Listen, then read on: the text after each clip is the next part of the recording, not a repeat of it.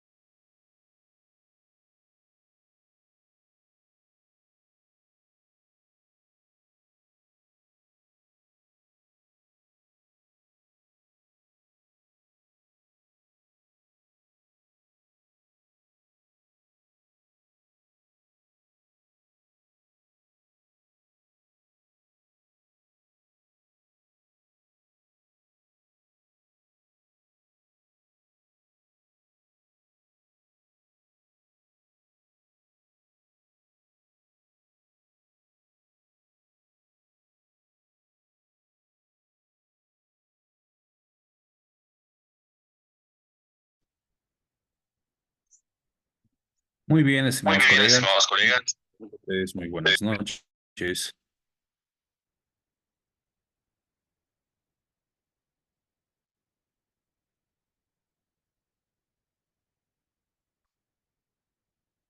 Bien,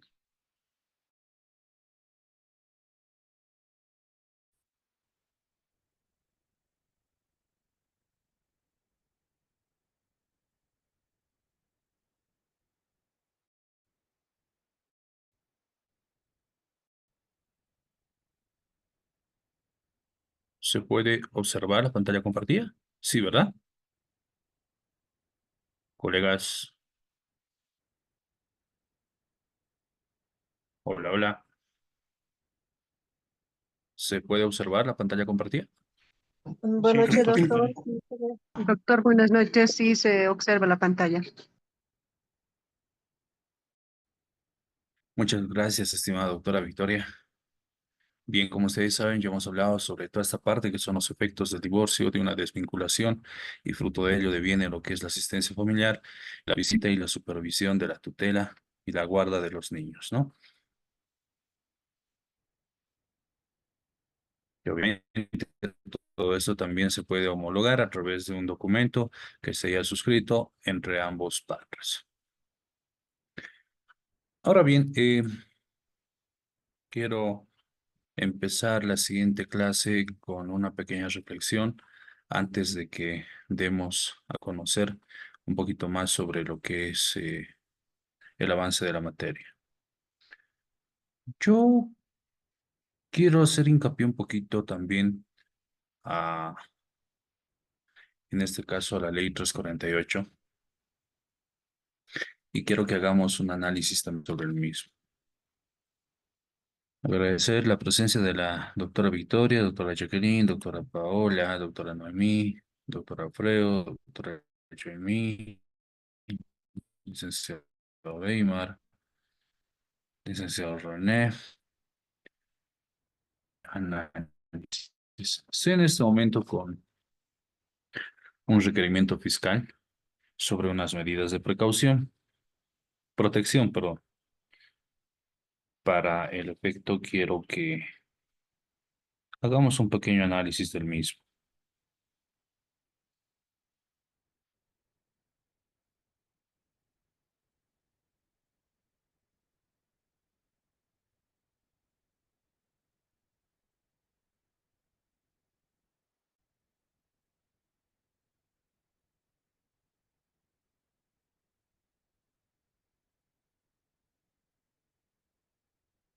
Bien, el mismo dice lo siguiente. CUT número tantos, el suscrito fiscal de materia, de turno nocturno. En la Fiscalía del Alto, en mi condición de representante del Ministerio Público y de la sociedad, ejerciendo las facultades y potestades determinadas en el artículo 225 de la Constitución Política del Estado, concordante con las disposiciones previstas en sus artículos 5 al 40 de la Ley Orgánica del Ministerio Público, ley número 260, requiere, dentro de las investigaciones seguidas en instancia de, ahí el nombre de la persona, en contra de, en este caso del supuesto agresor, por la presunta comisión del delito de violencia familiar o doméstica, provistos en sus artículos 272 bis, numeral 2 del Código Penal.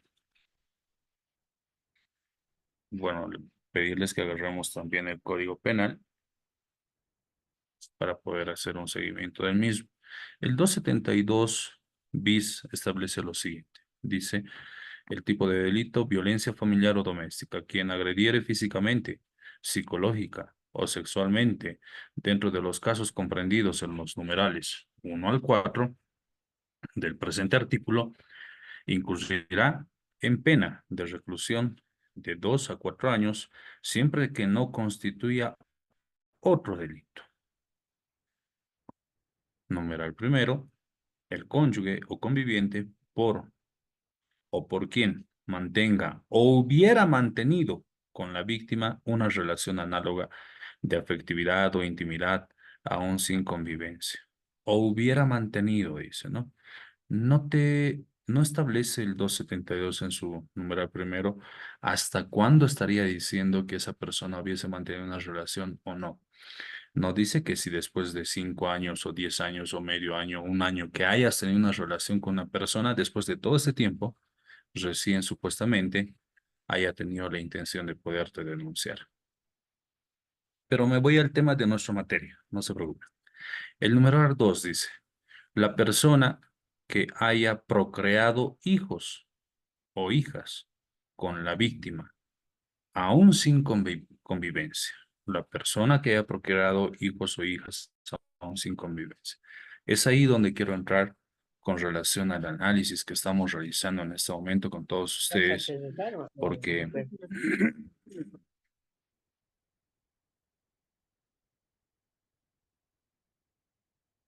bien, porque es de vital importancia hacer el análisis de esta presente denuncia que ahora hemos tomado conocimiento hace unos minutos atrás.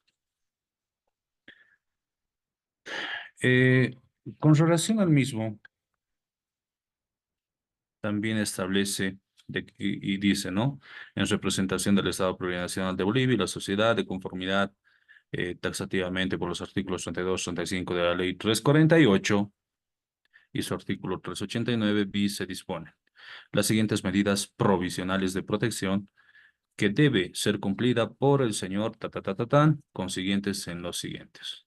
La prohibición al agresor de acercarse o concurrir o ingresar al domicilio, al lugar de trabajo de estudio, domicilio de las y los ascendientes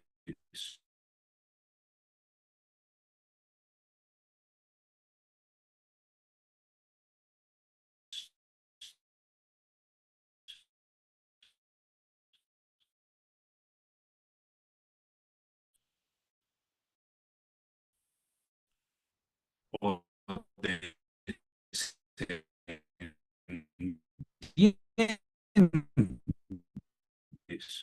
de cualquier otro o cualquier otro o prestar cualquier medio.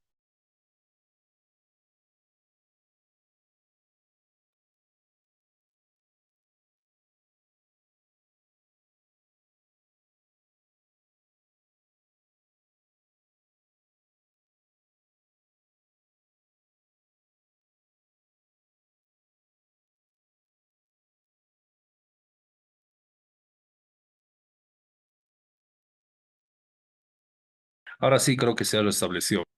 ¿Se escucha? Sí, doctor, se escucha. Gracias, gracias, estimada autorita, por responder. También dice, se prohíbe las acciones de intimidación, amenazas o coacción a los testigos de los hechos de violencia. Conclusiones y informes sobre el cumplimiento de las medidas señaladas que deberá ser remitida a este despacho fiscal vía plataforma ante el Ministerio Público de la Ciudad del Alto, ubicada en la avenida ta. Se advierte, en este caso, que al señor tantos, en caso de incumplimiento de las medidas de protección adoptadas, en el caso de que se produzca un nuevo hecho de violencia, se procederá a la apertura de un nuevo caso por un nuevo hecho de violencia, o será su incumplimiento considerado como riesgos procesales de fuga y de obstaculización en su contra, debiendo al efecto ser notificado con dichas medidas de protección por el investigador asignado al caso. Y bueno, nos enteramos de que se hace la notificación correspondiente juntamente con el requerimiento de inicio de investigaciones y las medidas de protección.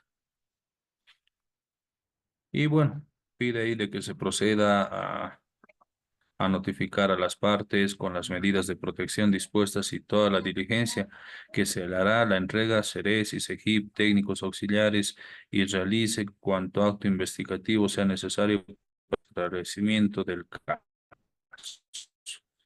Deberá notificar a la parte de la víctima denunciante con los requerimientos de valoración social psicológica y en caso de que la víctima ya no conteste el llamado, deberá diligenciar los requerimientos directamente al SLIM con constancia de sello de recepción. El investigador debe informar cada 15 días, dice. Procédase al lugar de registro del hecho, recibir las declaraciones de todos los testigos, se culmina la parte denunciante a la víctima que pueda coadyuvar con el proceso de investigación, recibir la declaración informativa de la parte denunciante de la víctima, cítese al señor tantos para que preste su declaración informativa.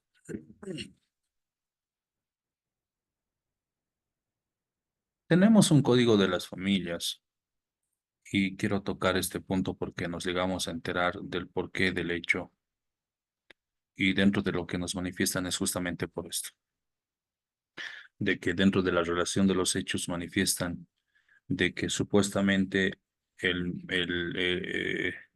niño estaría sufriendo una agresión porque no se estaría o no se estaría cumpliendo con él con ciertas medidas, que en este caso que es el fin superior del Estado, la protección del niño, niña, adolescente. Y lo que establece nuestro código, ¿no? De que todos los niños, niñas, adolescentes tienen derecho a una familia, a una alimentación, a un estudio, etcétera, pero que según en este caso la supuesta víctima no se estaría cumpliendo con ello. Y cabe mencionar que el niño en este momento tiene alrededor, bueno, entiendo que tiene menos de 4 años. Al respecto, quiero escuchar el análisis de ustedes, estimados colegas.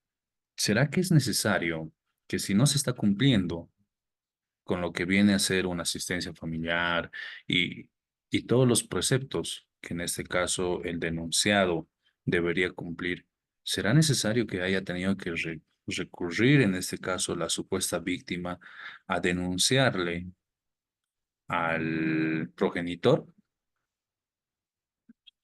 ¿O es que como en materia de derecho familiar existen otro tipo de demandas que debería hacer? Porque lamentablemente no se están poniendo a pensar de que este tipo de procesos tiene que tener un buen sustento legal. Y hasta donde sabemos y hasta donde conocemos, en este caso, el denunciado siempre ha querido hacerse cargo, en este caso, del niño o de la niña. El problema ha sido que la madre siempre le ha obstaculizado el derecho de incluso poderlo ver, en este caso a su niño, siendo de que siempre le manifestaba de que el día que tenga que verlo tendría que ser en presencia de ella, y si llevaba cosas tenía que simplemente dejarlo ahí en la puerta de su domicilio y no así dejarlo ver al niño o a la niña. Además de que entiendo de que actualmente se estaría haciendo cargo, no en este caso el padre, de ciertos gastos en los cuales la familia en su integridad estaría beneficiándose. y entiendo que se está haciendo cargo de lo que viene a ser el domicilio donde ellos estarían viviendo, que oscila un gasto a más allá de los 1.500 bolivianos que él estaría gastando por el departamento. ¿Será que se considera una falsa denuncia? ¿No se considera una falsa denuncia? ¿Será que la madre, si es que realmente quería un derecho eficiente para su niño o niña, tendría que haber recurrido o acudido a otro tipo de procesos? Los escucho, estimados colegas. Tienen la palabra.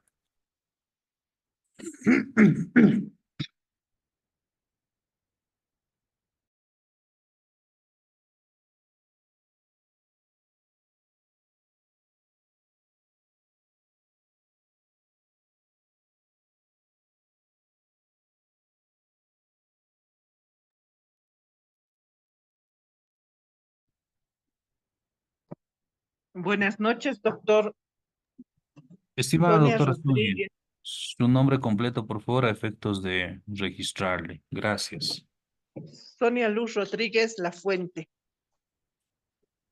Doctor, en relación a este tema de la denuncia, mm, en la, en nuestra profesión vemos en muchas ocasiones aspectos completamente raros, ¿no? Pero el tema, por ejemplo, de la denuncia.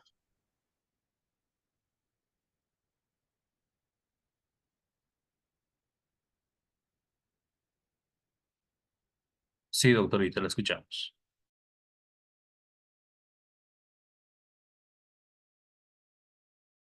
Obligado no hubiese cancelado, ¿no?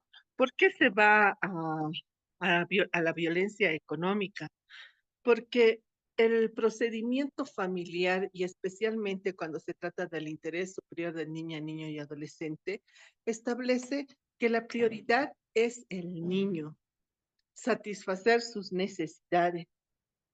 Y la forma más fácil de hacerlo es con esta denuncia económica que no es falsa. Ahora, qué pena por el señor que si puede pagar los alquileres, la vivienda o lo que sea, no haya puesto en conocimiento del juez en su momento. Entonces, ha obtenido un mal asesoramiento de su abogado, toda vez que el abogado debió haberle indicado, si vas a pagar, que te dé un recibo. Si no te da, pone en conocimiento de la juez, porque el dueño de esa casa te tiene que dar un recibo, ¿no? Si no te da ella. Si pagas la luz, pone en conocimiento de la juez el recibo con el sello de quién está cancelando ese día, ¿no? Entonces, hay formas de defenderse, ¿no? Ahora, él jamás dijo que era por la asistencia familiar, me imagino. Entonces, puede ser un gasto extraordinario y eso también se tiene que establecer claramente en el proceso de asistencia familiar. ¿Qué es un gasto extraordinario y qué es la asistencia familiar? ¿No? De todas formas, si la asistencia familiar toma en cuenta como uno de los rubros el tema de vivienda, ¿no? Pero si él paga más allá, él debe establecer esa situación. Entonces, en mi opinión, sí corresponde una denuncia por violencia económica, no en contra del menor, porque él es el beneficiario. Ahora, desde mi experiencia, doctor, yo tengo un caso que todos los años, 2 veces al año, hace una liquidación y yo no le hago gratis la liquidación, ¿no? Entonces, recibe 500 bolivianos por su hijo, porque según él no tiene más que dar, pero espera que lleguemos incluso a solicitar el mandamiento de apremio y recién paga. Hace oferta de pago, todo lo que se le antoja hacer, realiza este señor. Y después recién paga, ¿no?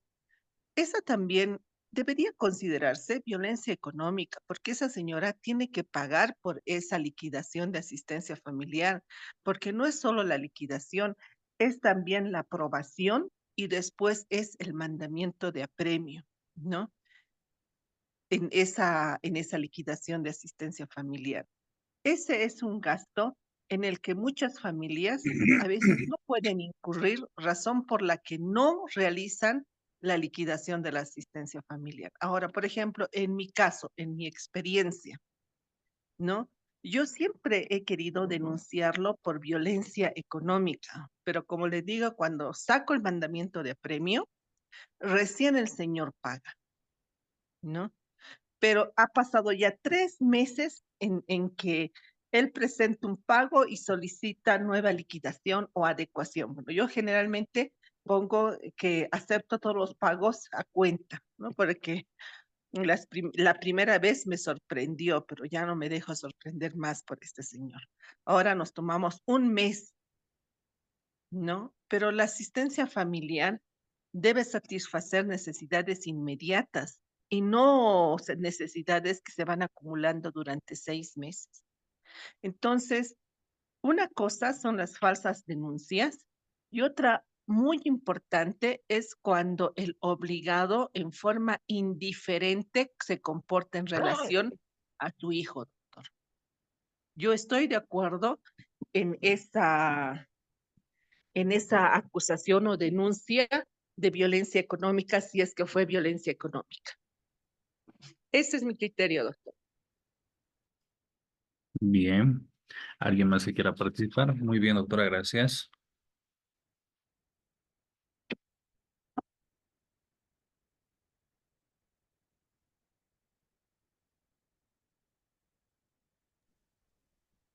No, Bien, con relación al artículo 272 sobre violencia familiar o doméstica, bis establece y reitero, dice quien agrediere física, psicológica o sexualmente dentro de los casos comprendidos del numeral 1 al 4 del presente artículo. Y en el numeral 1 establece que el cónyuge o conviviente o por quien mantenga o hubiera mantenido con la víctima una relación análoga de afectividad o intimidad aún sin convivencia. Numeral 2, la persona que haya procreado hijos o hijas con la víctima aún sin convivencia. ¿Alguien más que quiera participar, estimados colegas?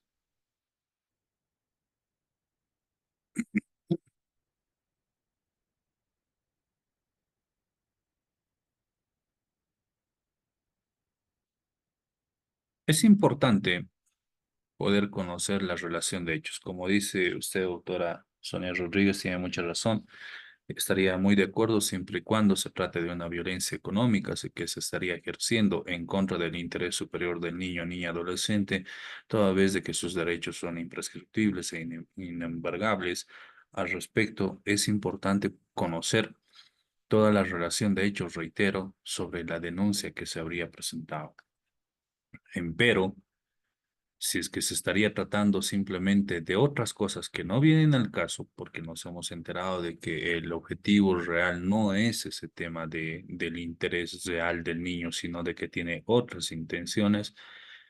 En caso de poderlo corroborar, y concuerdo con lo que usted dice, estimada doctora, estaríamos recién llegando a anticipar de que sería una denuncia falsa.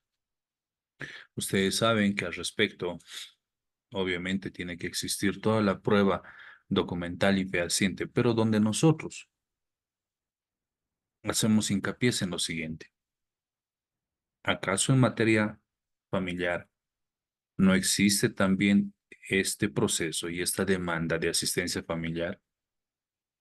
Si realmente la mamá tiene ese interés del niño, supongamos que no lo ha reconocido, tiene todo el derecho a hacer la afiliación. Si no tiene una asistencia familiar, se supone que ella en su momento debería haber iniciado el proceso de asistencia familiar y por consiguiente, obviamente, el régimen de las visitas y la supervisión y la tutela del padre. ¿Por qué no ha ido por esa vía y por qué ha preferido irse por esta vía de la denuncia con la 348, que no establece en ningún momento en su artículo que les he mencionado en el 272 bis nada de una violencia económica? Nos da a imaginar de que el niño estaría sufriendo agresiones psicológicas, agresiones inclusive físicas. con relación a la denuncia que se tiene, ¿no? Les he pedido que me lo consigan toda la denuncia hasta el día viernes para poder conocer los antecedentes. Empero estamos en la nebulosa, ¿no? Yo mismo estoy viendo de qué se trata y bueno, no puedo dar un criterio real hasta no conocer los antecedentes y hasta no ver qué pruebas estaría presentando y cuál sería la valoración psicológica y los resultados a los cuales han llegado. Pero existe una duda en mi persona, conforme a los antecedentes que me han dado a entender y a conocer, de que la madre tiene tanto dinero para gastar en otras cosas, en otras personas, en ir inclusive a ciertas actividades extras que en dedicarse realmente a su hijo. Eso es lo que me mencionaron, que llega a altas horas de la noche, etcétera. ¿Y acaso eso no es violencia psicológica también que ella estaría ejerciendo en contra del niño? ¿Y acaso en este caso el niño puede denunciar? Obviamente puede denunciar a un tercero, pero ¿con qué pruebas? ¿Con fotografías ya? ¿Con qué más? ¿Con testigos ya? Pero aquí hay como un vacío, ¿no? En estos temas, en que será real que en este caso eh, el padre supuestamente o el progenitor no estaría dando esa asistencia que el niño se merece, siendo que ahora que me hacen recuerdo, su madre en su momento dice que le decía de que ese hijo que no es tuyo, ¿no? No es tuyo. Inclusive le prohibía ante muchas personas poderse acercar a su niño. Entonces, lo que él me manifiesta es de que pese a todas esas dudas que se han sembrado en mi persona, yo he seguido apoyando y he seguido trabajando y he seguido dando lo que corresponde. Bueno, son temas y son criterios que desde el criterio de suscrito también, si es que realmente la mamá querría una asistencia familiar para su hijo, debería iniciar un proceso y una demanda por asistencia familiar y no irse a este otro tema de, en este caso, de una violencia familiar o doméstica, porque hasta donde entiendo, ya no se ven y ya no viven o ya no se encuentran hace más de medio año. ¿Alguien más que quiera dar su opinión con relación a este tema que estamos viendo, estimados colegas? Doctor Irineo, doctor Alfredo, doctora Jacqueline, Doctor, ¿cómo licenciado está? Weimar. Qué buenas noches, pero argumentando, ¿no? El veredicto, ¿no? Que lo que queda en asistencia que familiar, lo cual, ¿no? Uno que sostiene, ¿no? Que la pareja, ¿no? Se puede decir, como usted ha argumentado hace minutos atrás, ¿no? Podríamos hablar que la pareja, o sea, el caso contrario, ¿no? Se podría decir que la dama estuviera haciendo énfasis en otros casos y criterios en lo que es, ¿no? El gasto indebido, porque uno pasa la esencia familiar, pero ¿qué podríamos hacer en esa situación? Argumentando que la persona no está cumpliendo con la asistencia familiar porque la persona que está pagando, ¿no? En sí, lo que se podría que comentar, ¿no? Lo que paga mensualmente. ¿Cómo podríamos argumentar que ella está cumpliendo con el rol de mamá?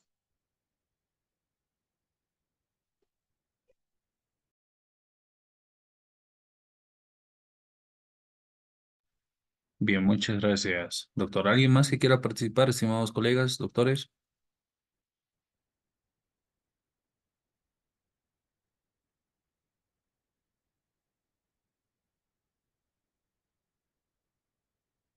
Bien, entonces yo les voy a dar a conocer de lo que realmente se ha tratado esa denuncia para poder establecer si es o no es o tiene un criterio de una denuncia falsa o una denuncia con otras malas intenciones o si realmente ha tenido una muy buena intención la madre al ver que se cumplan los derechos para su niño o niña. En este caso, que siempre y cuando sea la económica, ¿no? Y no así si es que estamos llegando a interpretar de que estaría existiendo una violencia psicológica o una violencia física que se estaría supuestamente ejerciendo en contra del niño o de la niña. Bien. Eh, Ahora vámonos a lo siguiente, dando continuidad a nuestras clases. Muchas gracias, doctora Sonia, por su participación.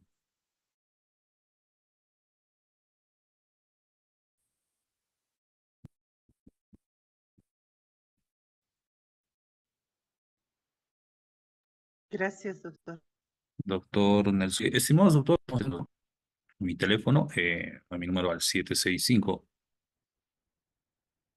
Hola, hola. Bien, a mi número de teléfono que está ahí en el grupo, ¿no?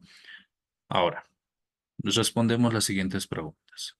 ¿Cuál es uno de los pilares fundamentales del Código de las Familias en el proceso familiar que se modifica en el proceso familiar de filiación con el código, en este caso con el 603? ¿Cuáles son las tres figuras de divorcio definidas en el código? ¿Hasta qué edad se amplía la asistencia familiar en el código? ¿Qué porcentaje de salario mínimo nacional se establece como mínimo de pensión de asistencia familiar? ¿Qué consecuencias puede enfrentar un progenitor por el incumplimiento de la asistencia familiar? Por favor, les voy a pedir que me respondan esto con un mensajito en mi teléfono celular. Para el efecto vamos a tener unos 5 minutitos. ¿Está bien?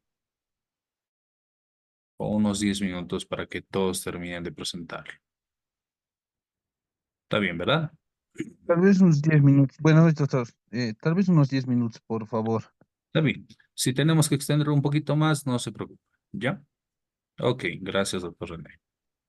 Disculpe, doctor, ¿cómo vamos a responder en forma escrita? Perdón, no le alcancé a escuchar. Sí, sí, sí. Las respuestas me lo mandan a mi número de teléfono, por favor. Ah, ya, ya, Eso para gracias. establecerlo también como asistencia. Gracias.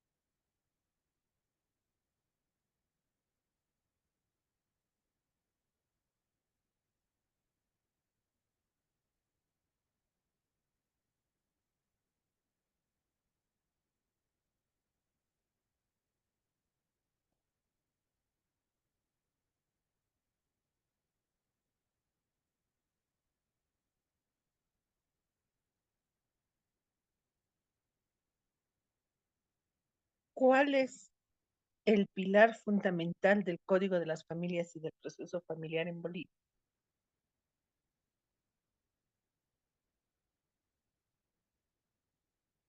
Hola, Gemini.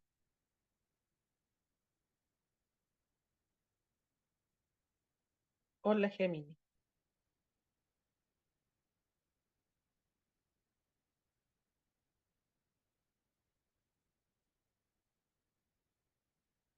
¿Cuál es uno de los pilares fundamentales del Código de las Familias y del proceso familiar en Bolivia?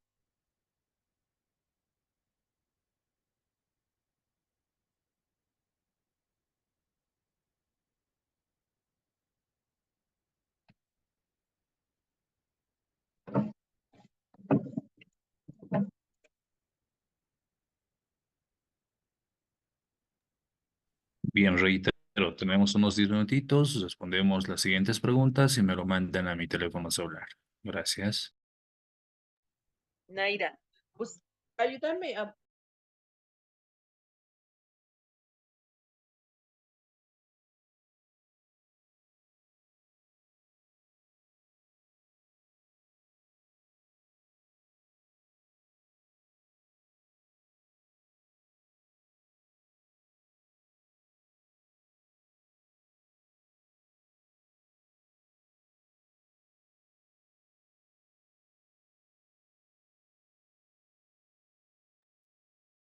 Niña, niña, ¿cómo se llama? Mi alfa y omega, mi geminina, feminina.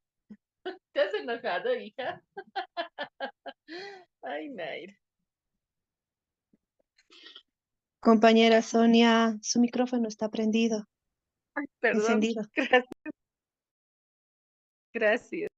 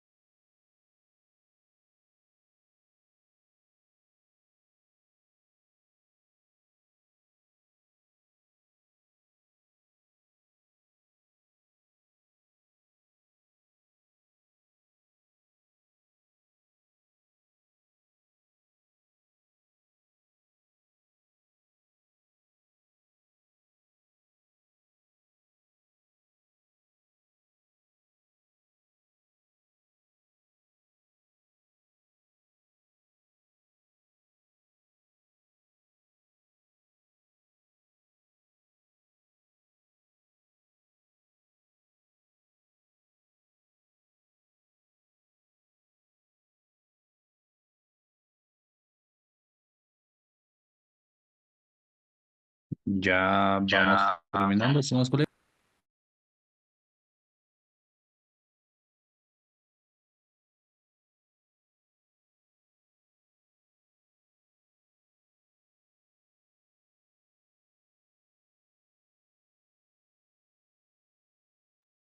Doctor, su número, por favor, nos puede facilitar.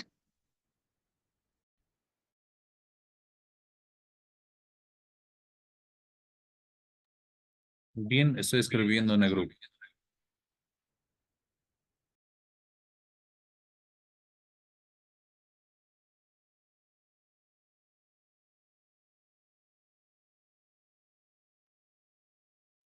Doctor, por favor, ponga la pregunta 7, 8 y 9.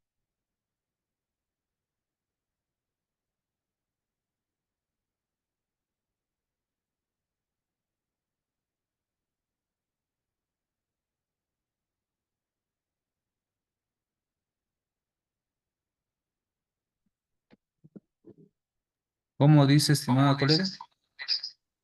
¿Puede poner las preguntas 7 y 8 o las que le siguen a las 6? Estoy viendo solo del 1 al 6. Sí, son esas, pero esas las vamos a ver conmigo. Ah, ya. 7, introduce el código.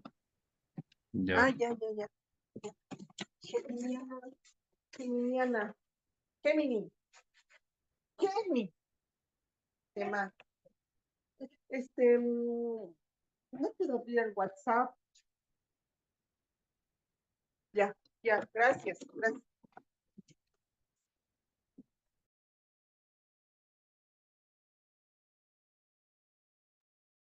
Ay, caramba.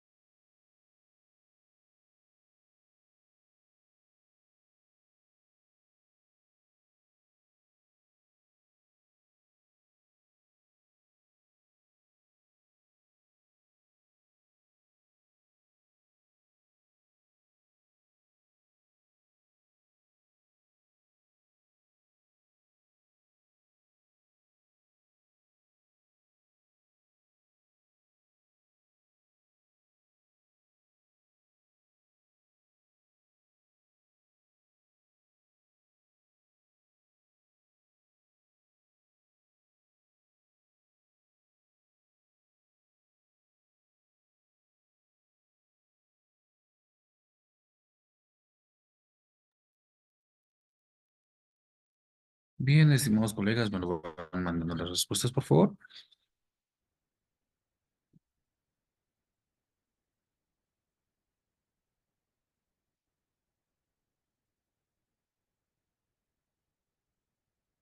Ahora y en la hora de nuestra muerte. Amén.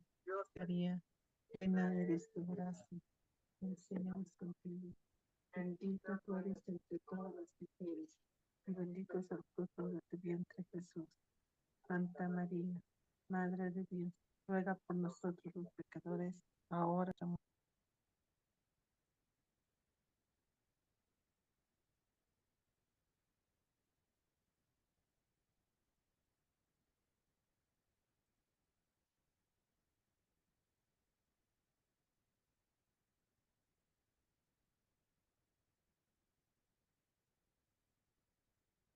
Muy bien, estimados colegas, me los van mandando las respuestas, por favor.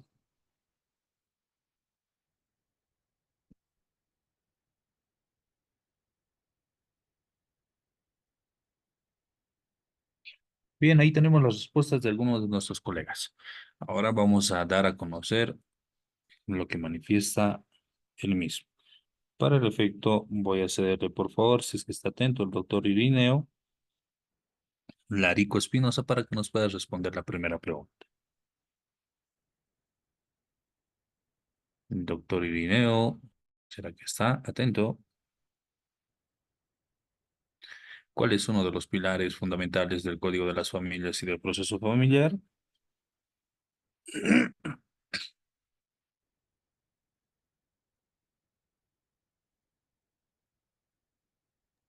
Sí, doctor, bueno, es un poquito, tengo problema con mi equipo. No Bueno, se preocupe. doctor, muy buenas noches, estimados colegas, también muy buenas noches. A criterio muy personal, doctor, considero de que conforme la ley 603 ha establecido a partir de la promulgación de esta ley, se ha determinado y el Estado debe garantizar la protección de la familia, esto de, con la finalidad y de garantizar un desarrollo integral en todos los miembros de la familia. Eso yo considero, doctor, de que el Estado, es decir, a través de la ley 603 y de la Constitución Política del Estado y las convenciones y los tratados internacionales doctor, han establecido de que han establecido a la familia como el núcleo del desarrollo del Estado, es decir, de que el Estado debe garantizar el desarrollo de las familias y protegerlos como el sector más vulnerable, es decir, a todos los miembros de la familia, el Estado debe proteger en todos los sentidos, tanto sea esto en educación, salud, alimentación, recreación, conforme lo establece esta ley 603, doctor.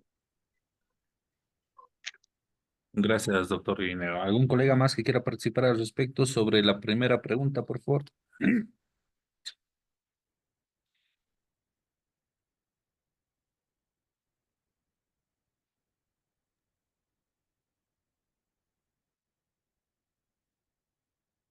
¿Algún colega más Doctor, que quiera participar?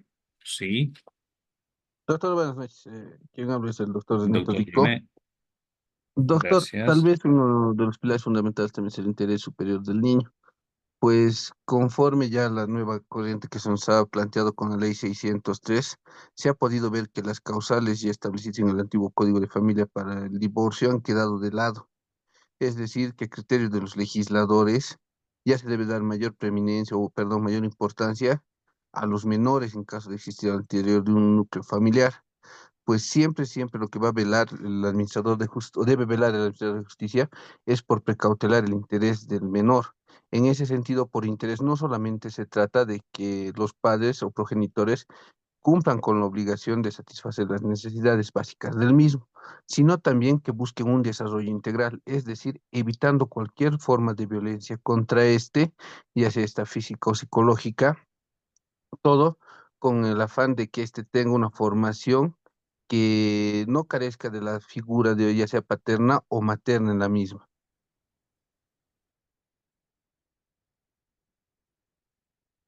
Bien, estimado doctor, muchas gracias.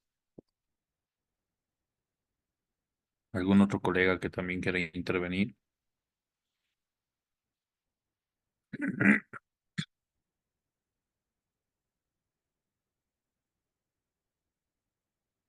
Bien, doctor René, doctor Irineo. Evidentemente, uno de los pilares fundamentales es el interés superior del niño, niña, adolescente consagradas en nuestra Constitución Política del Estado. Asimismo, conforme a los pilares fundamentales del Código de las Familias, del procedimiento familiar en Bolivia, es el principio, como lo habíamos mencionado, este interés superior del niño. Este principio se establece en la Constitución Política del Estado y en el Código de las Familias. Y prácticamente se define como la garantía de los derechos, de las necesidades de los niños, niñas y adolescentes, que éstas deben ser protegidos y respaldados y representados también por el Estado. Las decisiones y las acciones que les afecten deben ser siempre tutelados y protegidos por el Estado. Este interés superior del niño es un principio fundamental en la legislación familiar, en el Código de las Familias, la Ley 603, ya que busca garantizar que los niños y las niñas y adolescentes reciban la protección, el cuidado necesario para su desarrollo integral, como lo manifestaba el doctor René, y el bienestar. Entre ellos, la atención, los derechos de la alimentación, de una educación, entre otros derechos consagrados en la defensa del niño, niña y adolescente. Estos aspectos clave que se consideran en la aplicación de los principios del interés superior del niño también van a incluir lo que viene a ser la consideración, en este caso, de la participación y de la opinión de los mismos, la preservación de la relación de ambos padres en familia íntegra, la garantía, como habíamos dicho, de la educación, de la salud, la alimentación, la protección de la integridad física y emocional, en este caso, del niño, niña y adolescente. Bien, con relación a Doctor, nuestra disculpe, segunda pregunta. ¿puedo acotar algo en esa primera ¿Complementar? pregunta? Claro, Sí, claro que sí, doctora. doctor, en relación a todo lo que hemos hablado con el tema de las falsas denuncias, de las denuncias que sí son reales y todo aquello, creo que también un aspecto fundamental eh, como pilar fundamental de los derechos que establece este código es la protección de las familias y la equidad de género, ¿no? ¿Por qué razón? Porque cuando el Estado se compromete a proteger a las familias, ¿no? Y esto, además del interés superior, también está consagrado en la Constitución Política del Estado. Es decir, si vamos a proteger a las familias, ¿no? Deberíamos haber saneado bien nuestras normas adyacentes, toda vez que estas no deberían perjudicar la relación entre el padre, la madre y el hijo, ¿no? Y el código en sí debería tener un mejor sustento cuando va a fijar tanto la guarda como la asistencia familiar, ¿no? Porque decíamos, es importante establecer la relación padre-hijo, madre-hijo, cuando uno de los progenitores se queda con la guarda. Y eso debe establecerse a través del Estado. Por tanto, esta parte de la norma debería ser también modificada para establecer claramente esta situación y no violar este derecho del niño cuando se está en procesos de violencia establecidos en la ley 348. Por eso también se debe velar por la equidad de género, doctor. Ese es Muchas gracias, estimada doctora. Evidentemente, no es menos cierto lo que usted manifiesta con relación a todo lo que vienen a ser las falsas denuncias. Como pueden ver, acá tengo un texto también que refiere con relación a los argumentos para la defensa legal de los hombres víctimas de la Ley 348 y falsas denuncias.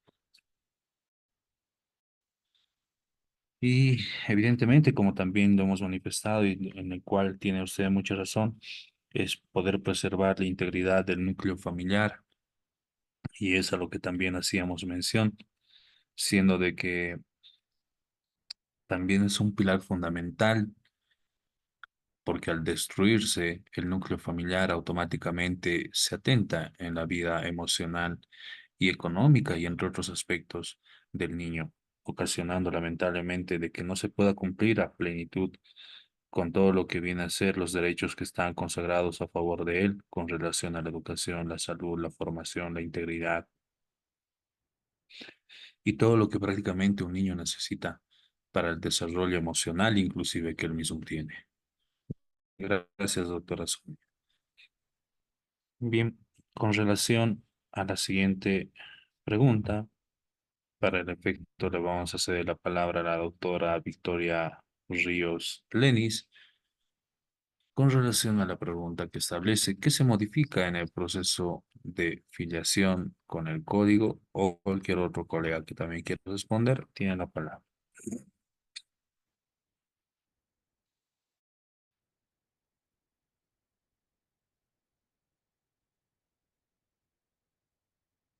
O la doctora Noemí Michel, por favor, a la nuca.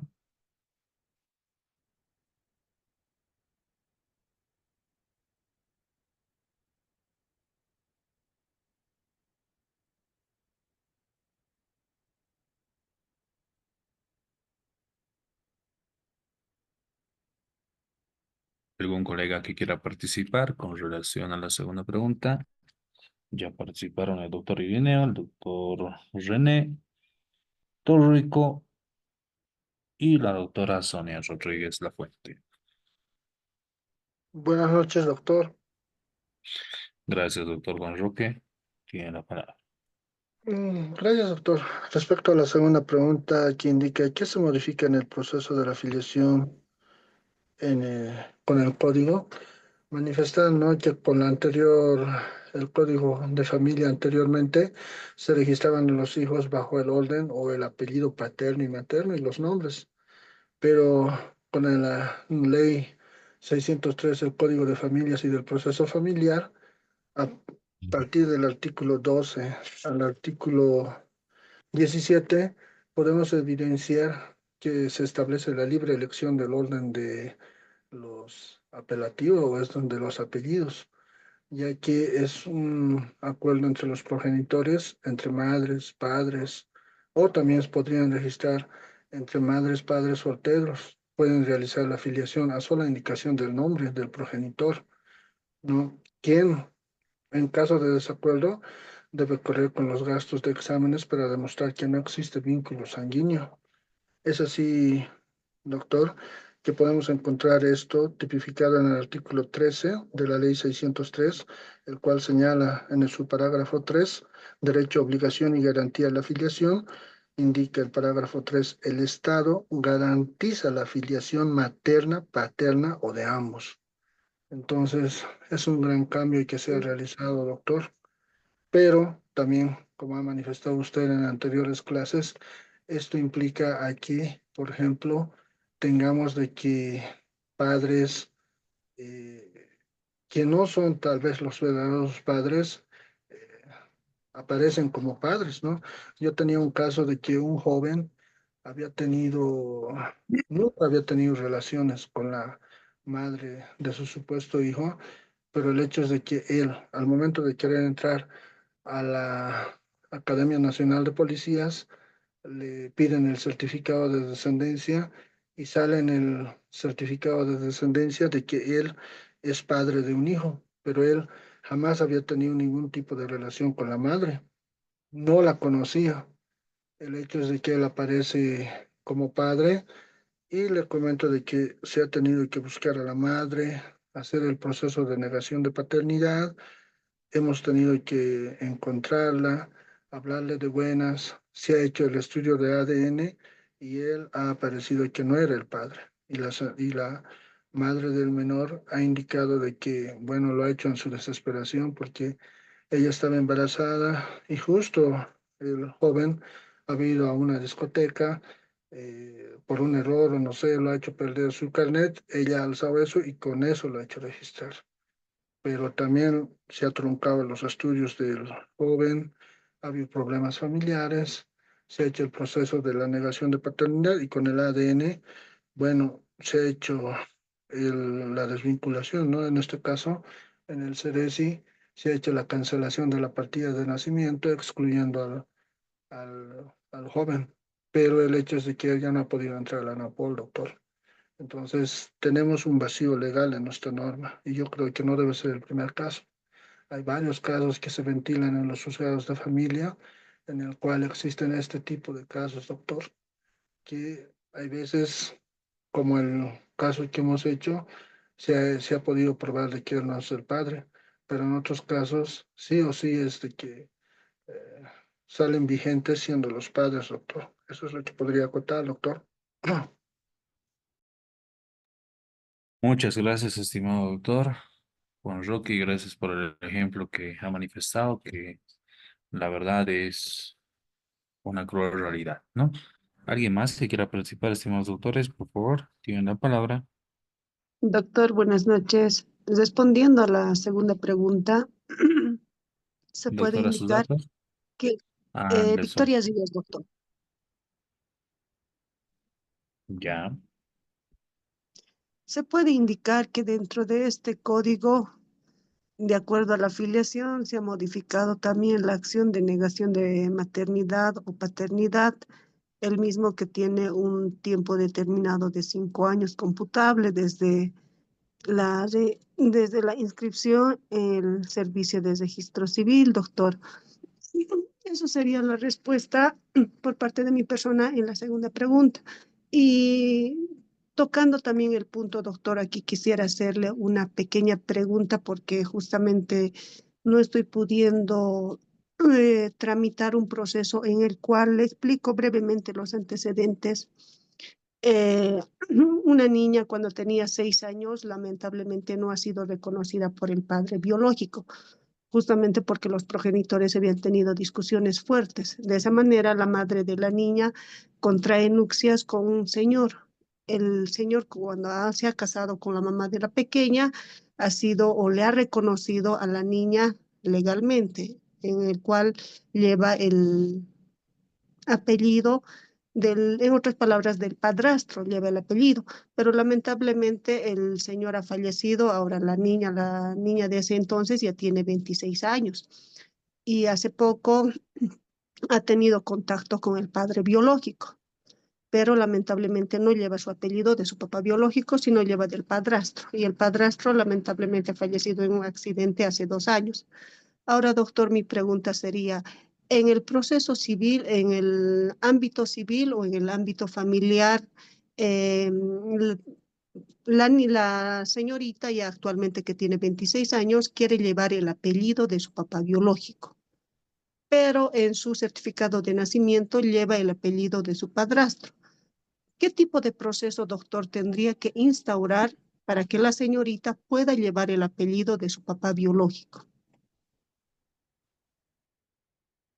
Bien, si es que algún colega más quisiera participar con relación a la duda de nuestra colega, tiene la palabra. En el caso que yo realizaría sería el proceso de desafiliación. No nos olvidemos que en este caso todas las personas que consideren de que han sido y han tenido eh, datos que le ha inculcado o lo ha introducido la mamá en favor del niño o niña adolescente pueden ser modificados. Es así como hemos hablado también anteriormente, de que en cualquier momento, en este caso, las personas que inclusive no tengan todavía los datos de los padres en el tema de filiación, un segundo apellido, pueden hacerlo en cualquier momento, así sean mayores de edad. Yo me iría por ese proceso, doctora. Bien, si es que hay algún colega más que quiera participar con relación a esa pregunta, Y con relación a la pregunta número 2, tienen la palabra.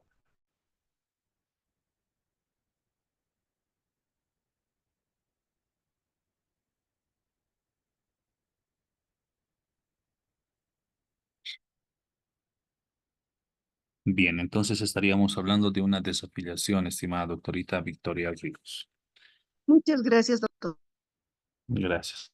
Con el proceso de filiación en Bolivia se modifican varios aspectos relacionados con relación entre los padres y los hijos, como habíamos visto y como ha intervenido cada uno de nuestros colegas.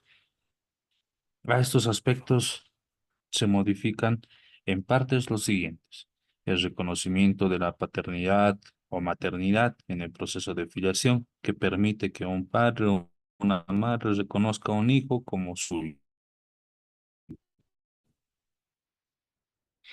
estableciendo una relación jurídica entre ellos. También el establecimiento de la relación parental, la filiación, que es una de nuestras respuestas de una colega, determina quiénes son los padres de un hijo, lo que a su vez establece la relación parental y los derechos y obligaciones que las mismas conllevan. Al mismo tiempo tenemos los derechos y obligaciones, en este caso de los padres. La filiación establece los derechos y las obligaciones de los padres hacia sus hijos, como la obligación de proporcionar alimentos, educación, cuidado y obviamente la integridad. Los derechos del hijo, en este caso, la filiación también establece los derechos del hijo, como el derecho a la identidad, a una nacionalidad, a una educación y a lo que hemos referido, a la protección.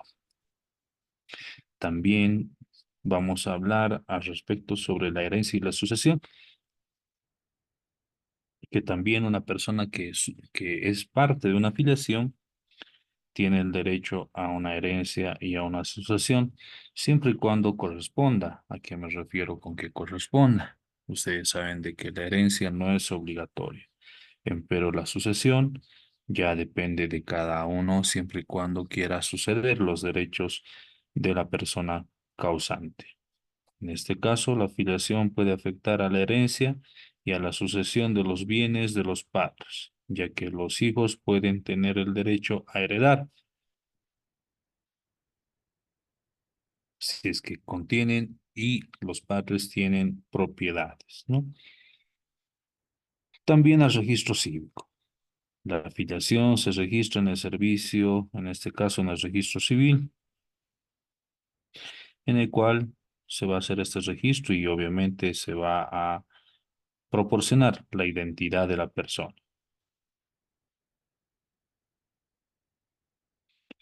Estaríamos llegando a hablar sobre la identidad, el acceso a los beneficios y la relación con los padres y las madres. La filiación puede afectar la relación entre el hijo y sus padres, ya que puede establecerse una relación más estrecha y oficial. Bien, con relación a la tercera pregunta, ¿cuáles son las tres figuras del divorcio definidas en el presente código?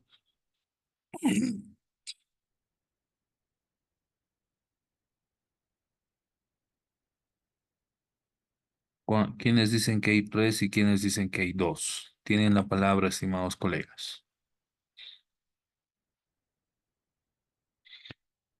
Vamos a cederle la palabra a la doctora Noemí Aranoca.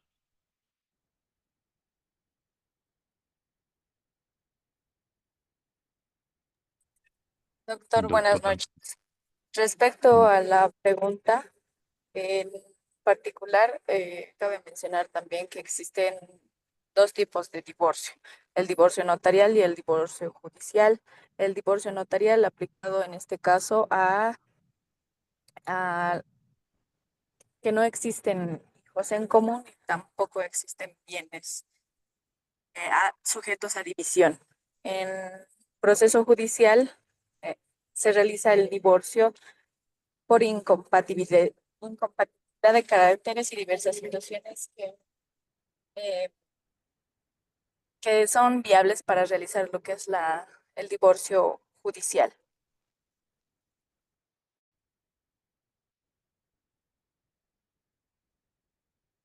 Gracias, doctora. ¿Algún colega más que quiera participar? Doctor, buenas noches. Doctora Joemi, ¿su nombre completo, doctora? Joemi Fernández Loaiza, doctor. Bien, tiene la palabra, doctora. Doctor, en cuanto a los tipos de divorcio que señala el Código de Familias, existe el divorcio judicial, que se lo hace mediante juzgado, cumpliendo las formalidades que amerita el caso, y el divorcio notarial. En el divorcio notarial tiene que existir también ciertos requisitos. Uno, que debe haber acuerdo de partes, no deben existir hijos menores de edad y no tener bienes, no haber tenido bienes dentro del matrimonio, doctor. Gracias. ¿Algún colega más que quiera participar? ¿Puedo participar, doctor? Claro que sí, doctora Sonia. Tiene la palabra. Gracias, doctor. Doctor, el código ha definido dos tipos de divorcios. El divorcio voluntario, que es el que nosotros conocemos como divorcio notarial, y el divorcio contencioso, que es el que conocemos como el divorcio judicial, ¿no? De la desvinculación eh, civil o del matrimonio, e incluso del matrimonio de hecho, se puede establecer los siguientes, bueno, yo puse tres elementos, ¿no? Y ahora pienso que hasta cuatro podría haber. Lo primero es la desvinculación conyugal. El divorcio, lo primero que nos proporciona es la desvinculación conyugal. ¿Por qué? Porque establece la separación de cuerpos de las partes que se encuentran en proceso. Lo siguiente es la guarda para establecer cuál de los padres, en el caso que existen hijos, se van a hacer cargo de la crianza de los mismos.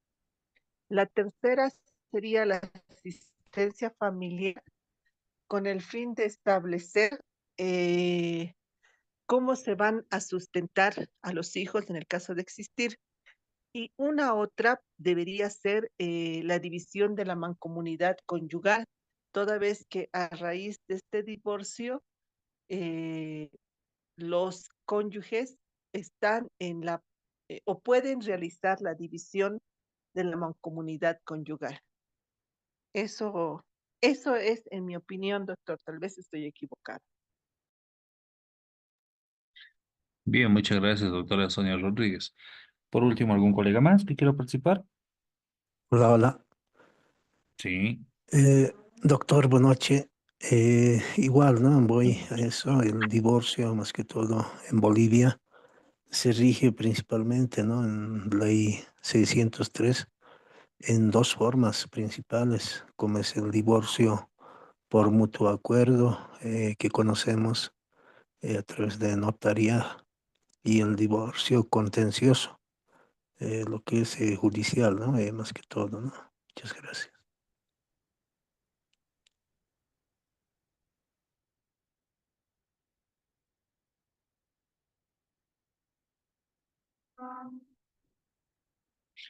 Bien, evidentemente, estimada doctora Sonia, tiene mucha razón. También nuestros colegas que han intervenido, el divorcio es esa acción que disuelve ese vínculo matrimonial y deja a los cónyuges en la aptitud de contraer otro, ¿no? En este caso, que pueda contraer otro matrimonio. En este caso, el divorcio se clasifica en voluntarios, como lo han manifestado, que es de carácter más administrativo, y el contencioso, que en este caso es el judicial. ¿Será que exista una causal para el divorcio? Pues no, simplemente dar a conocer de que ya no se entienden ni se comprenden entre los dos.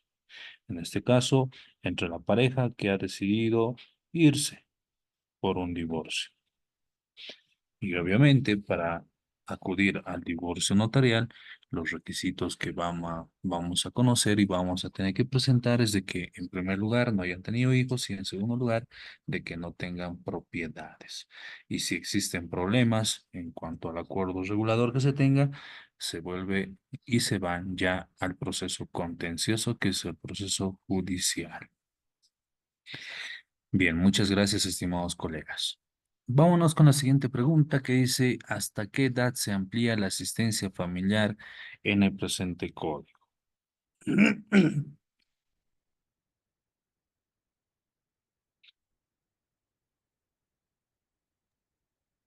La edad Doctor, que está establecida, ay, sí, doctorita, perdón. La pregunta cuatro, doctor, ¿a qué ya. edad se, perdón, según la ley 603 en el artículo 109, en el parágrafo segundo, y ahí como establece la asistencia familiar, se puede ampliar, ¿no? Hasta la mayoría, perdón, se puede dar hasta la mayoría de edad y en este caso también se puede extender hasta los 25 años de edad, pero siempre y cuando esté estudiando, sea una rama técnica, profesión o arte u oficio, y que este mismo demuestre que, bueno, sería, ¿no? Sacando unas buenas notas o que esté con unas notas aceptables. Eso sería, doctor. Bien, muchas gracias, doctorita. Gracias por su participación. Doctora, ¿su nombre es? Jacqueline Solís, doctor.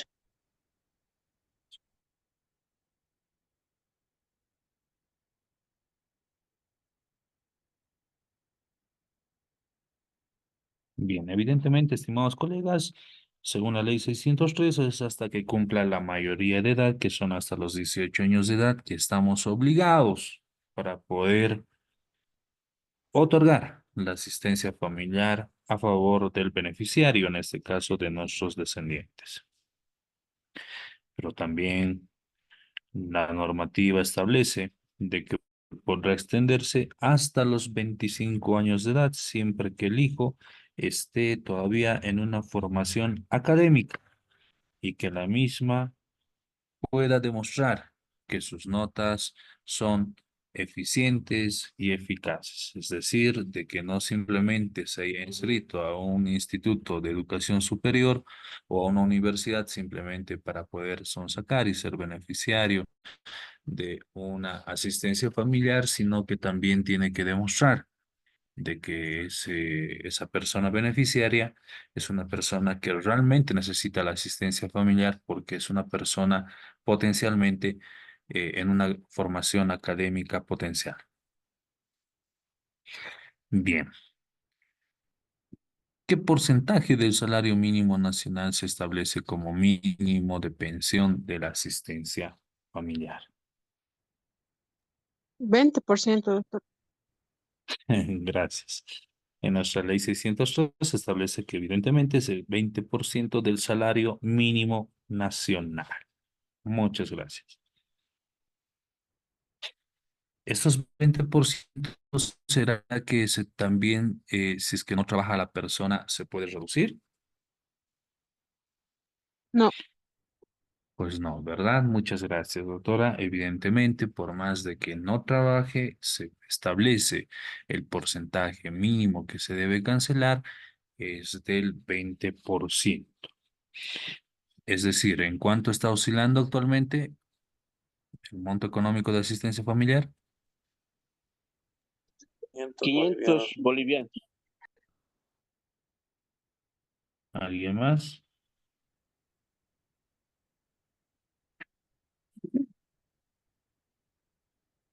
Doctor, una consulta, por favor. Bien. Lo siguiente, cuando se fija la asistencia familiar, dice el código, hasta cumplir la mayoría de edad. La mayoría de edad es los 18 años. Y el código dice hasta cumplir la mayoría de edad.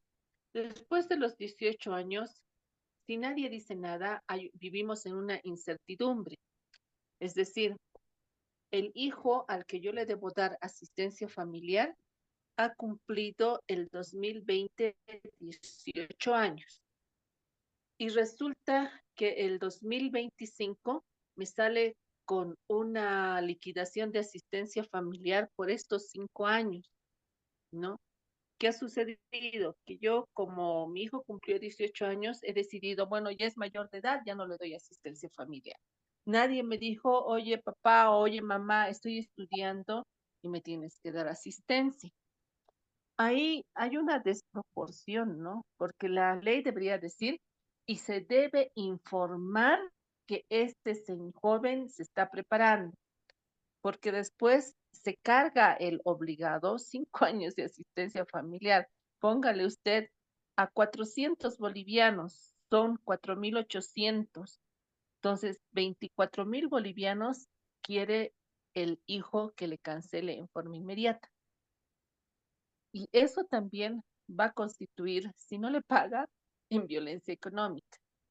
Y, y no debería ser violencia psicológica en contra del padre que nunca ha recibido esa información, no sé. Ahora, lo otro es,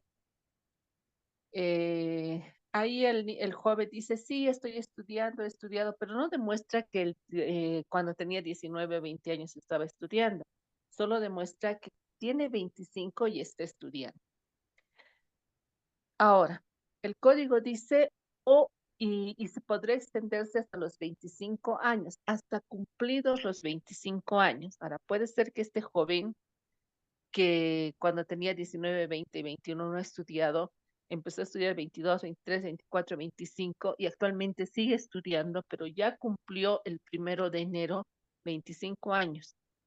Entonces, ¿yo le sigo dando asistencia familiar o esa rajatabla? El código dice hasta cumplidos los 25 años y me olvido de darle asistencia familiar, porque de pronto también me ha salido otro que ha liquidado después de los 25 años, ¿no?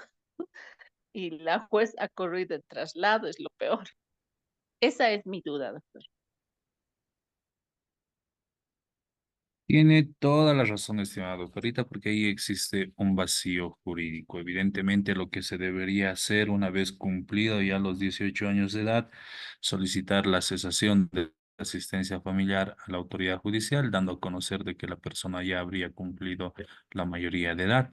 Y es ahí donde ya la madre debería solicitar, o en este caso el hijo, la extensión de la asistencia familiar por las causales de educación. Pero lamentablemente eso no pasa y es cierto, ¿no? De que en muchos lugares donde el padre inclusive puede ser que esté en el exterior o esté en un lugar muy alejado, presume de que al haber cumplido ya los 18 años de edad, en este caso el hijo, ya sabiendas de que tal vez ya ha contraído nupcias por otro lado, piensa que ya la asistencia familiar ya ha cesado automáticamente, pero no es así, ¿no? Yo creo que ahí evidentemente existe un vacío y la normativa debería ser más clara, ¿no? Como usted manifiesta. Muchas gracias, doctora. Es una observación que también la vamos a plantear en la posible reformulación que se haga a la ley 603 del Código de las Familias. Gracias. Y obviamente ustedes saben que la asistencia familiar también puede cesar cuando fallece una de las personas, en este caso, ya sea el beneficiario, perdón, o la persona que haya sido, que esté obligada a otorgar la asistencia familiar. En este caso, el que da o el que recibe, cuando el padre o la madre también no pueden cumplirlo, ¿no? Por ejemplo, cuando no puede cumplirlo, cuando se trata de una enfermedad muy grave. En este caso, cuando existe eso, un familiar debe hacerse cargo, en este caso también de poder otorgar la asistencia familiar. Eso también establece la normativa, toda vez de que el interés superior para el Estado son los niños, niñas y adolescentes, ¿no? Y también cesa la asistencia familiar cuando los hijos ya tienen pareja. En este caso, vale decir cuando contraen nupcias.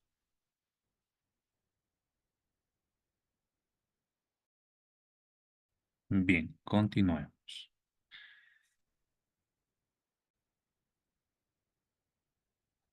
¿Qué consecuencias puede enfrentar un progenitor por el incumplimiento de una asistencia familiar?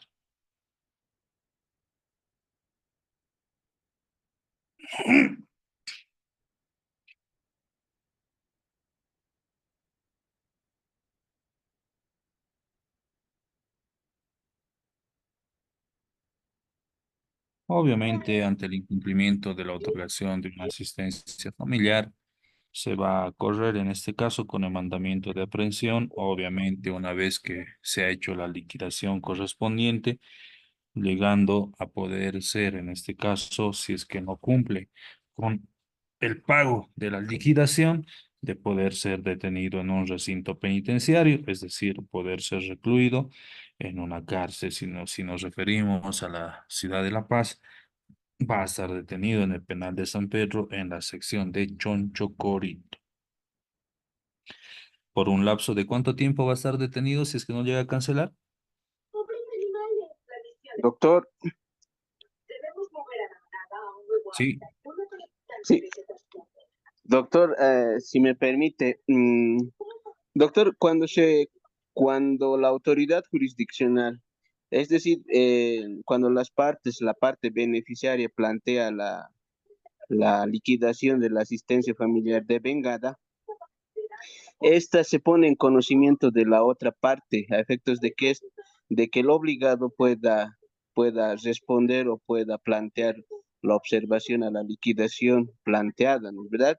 En ese sentido, ujú, doctor, también una vez no hecha esta observación, la autoridad judicial de oficio o a petición de parte puede aprobar la liquidación de asistencia familiar y nuevamente se corre en traslado a la otra parte a efectos de que éste pueda contestar, nuevamente observar la aprobación de la liquidación de asistencia familiar. En su caso, nuevamente se culmina, es decir, nuevamente se notifica y se solicita el mandamiento de apremio una vez que la autoridad jurisdiccional aprueba la liquidación, se solicita el mandamiento de apremio corporal en contra del obligado a efectos de que pueda cumplir con el sagrado derecho de la asistencia familiar. Ahora, en este caso, doctor, si a la parte no cumpliese, no pagar, digamos, la asistencia familiar en su totalidad, pues que obviamente lo detienen y lo encarcelan por 6 meses en todo caso, ¿no? Pasado estos 6 meses, claro. la parte que está detenida puede solicitar el mandamiento de libertad. Y esta, la otra parte, la parte beneficiaria tendría que esperar conforme el procedimiento y la ley 600 establece de que otros 6 meses también, ¿no? Después de los 6 meses transcurrir nuevamente, la otra parte, la beneficiaria, puede volver a plantear la liquidación de asistencia familiar. En este caso, doctor, quería tal vez hacer un pequeño comentario también. Por ejemplo, en la ley 603 existe un vacío jurídico también. Cuando, por ejemplo, si la parte que tenga que otorgar la asistencia familiar también no existe un vacío jurídico en la situación, doctor, de que no existe la prescripción de la asistencia familiar, es decir, de la liquidación de vengado o el pago que tengan que realizar. En la ley no establece la prescripción de la asistencia familiar. Por ejemplo, en un caso yo tuve, doctor, de que el beneficiario, el hijo, había cumplido los 18 años de edad y luego posteriormente, en el lapso de hasta los 18 años, se habría planteado la liquidación de asistencia familiar por la madre. Esta liquidación se notifica al señor, pero esta liquidación no se ejecuta en el tiempo, sino hace pasar los años hasta que el joven o el hijo cumple los 25 años de edad. Y para esto, doctor, se plantea esta figura, en la ley 603 no establece la prescripción de la asistencia familiar, es decir, del cobro del monto, o sea, del dinero, no se señala. Y para eso, doctor, justamente en este proceso para poder observar o plantear el incidente de prescripción de asistencia familiar, necesariamente se tiene que recurrir a una sentencia constitucional, la sentencia constitucional número 0506 quebrado 16-S3, ¿no? De fecha 3 de mayo del 2016, ¿no? Para poder interponer esta prescripción de la asistencia familiar. Pero se tendría que cumplir tres requisitos, exige esta sentencia, ¿no es verdad? Tres sentencias, las cuales, doctor, que tal vez la ley 603 tiene, tiene este tipo de vacíos, como la colega hace rato mencionaba, de que también existe este tipo de vacíos jurídicos en nuestra ley, las cuales tal vez nuevamente se tendría que tal vez volver a revisarlo y volver a replantearlo con estos tipos de tal vez vacíos jurídicos que tiene la ley 603, doctor. Nada más, muchas gracias, doctor.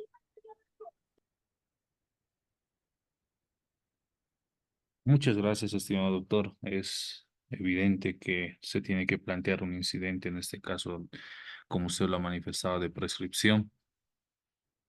Incluso se han presentado los incidentes de nulidad, pero como usted lo manifiesta, nuestra normativa tiene un vacío jurídico.